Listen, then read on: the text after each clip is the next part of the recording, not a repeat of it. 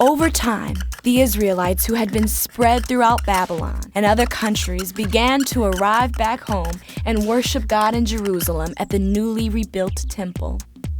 But the wall around Jerusalem had still not been rebuilt, leaving it vulnerable to an attack. There was an Israelite named Nehemiah who was living in Susa at the time. When he was told that the Israelites were returning to Jerusalem, but there was no wall to protect them, he wept and prayed, asking God to help rebuild the wall. Nehemiah returned to Jerusalem and gathered the priests and officials and told them of his plan.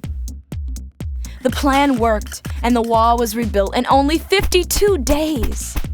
Nehemiah wanted to make sure the Israelites were not only safe, but worshiped God with their whole lives. So after the wall was completed, he gathered all of the Israelites, and the priest Ezra read to them from the book of Moses.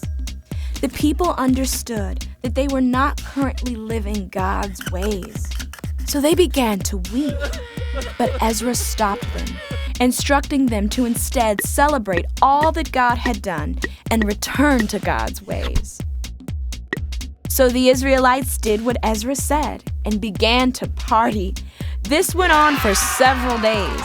A short time after this, God sent another prophet named Malachi to the Israelites. Malachi warned the people of what would happen if they turned from God's ways, but also reminded the people of God's promise to bless Israel and use them to bless the entire world. After Malachi, God did not speak to the Israelites through a prophet for 400 years, but God would not be silent forever.